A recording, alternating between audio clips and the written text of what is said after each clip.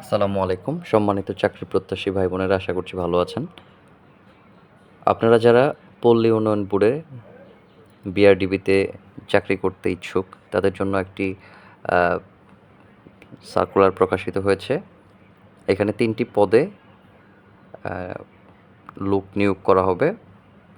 প্রথমটি হচ্ছে উপজেলা পল্লী উন্নয়ন কর্মকর্তা। এখানে হচ্ছে আপনার এটা হচ্ছে নবম গ্রেড এবং হচ্ছে স্যালারি হচ্ছে 22,000 টাকা থেকে শুরু। পদের সংখ্যা হচ্ছে 23।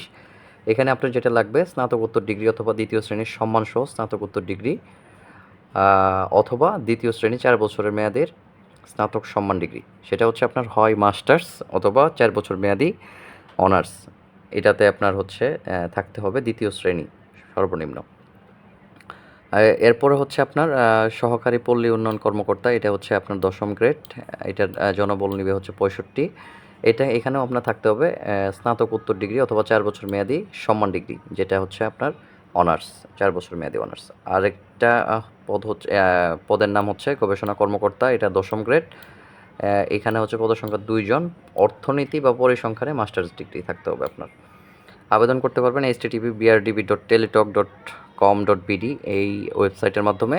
আবেদন আবেদন পূরণ ও ফি জমাদানের শুরুর তারিখ হচ্ছে 25/3/2025। আর আবেদন দানের শেষ তারিখ হচ্ছে 4/5/2025 বিকাল 5টা।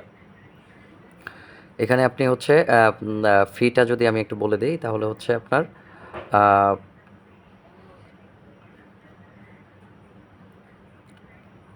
1, 2, 3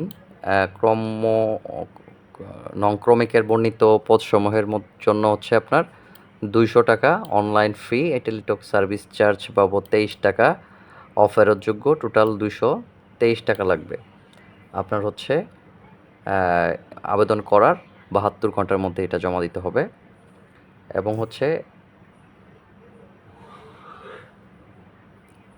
ক্ষুদ্র নিগোষ্ঠী শারীরিক প্রতিবন্ধী তৃতীয় লিঙ্গের জন্য হচ্ছে 50 টাকা এবং সার্ভিস চার্জ সহ 56 টাকা প্রদান করতে হবে। এখানে হচ্ছে আপনার নিয়মকানুনগুলো আছে কীভাবে আপনি অ্যাপ্লাই করবেন সেটা।